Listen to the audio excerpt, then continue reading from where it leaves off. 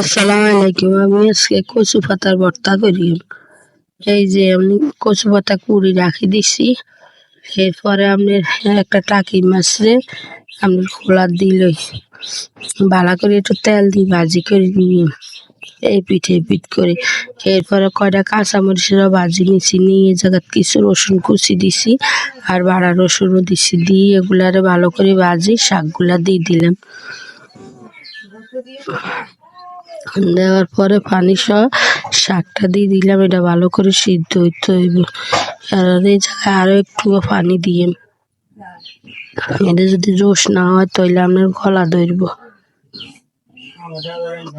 এরপরে একটু পানি দিলাম, দেওয়ার পরে এগুলারে এবার ভালো করে করে নিয়ে উল্টে পাল্টে একটু ঢাকা দিয়ে রাখছি। পরে উঠে আবার এটারে ভালো করে আমরা সিদ্ধ করে নিয়ে নেওয়ার পরে আমার পানিটা প্রায় শুকাই গেছে। এই যে আপনার পাতাটা এই যে এরকম হয়েছে।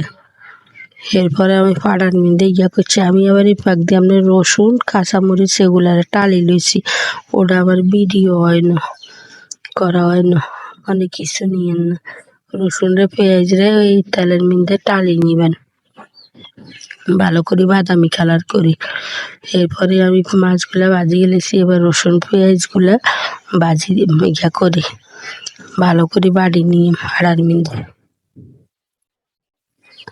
এরপরে আমার বাটা ওগুলা বাড়া হইলে এবার শাকগুলা দিয়ে লাগে,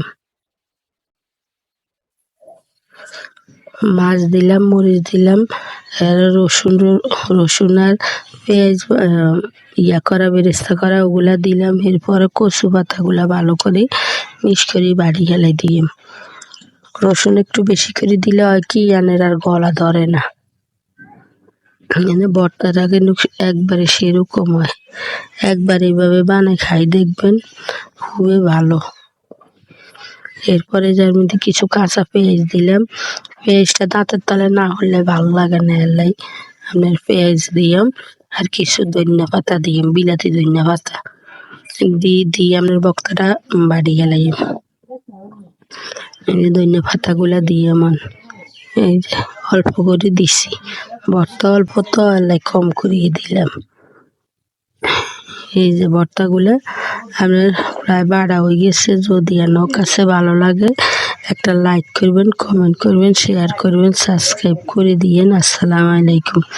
এই যে আমার ভর্তাটা রেডি। এভাবে একবার বানাই খাই দেখবেন।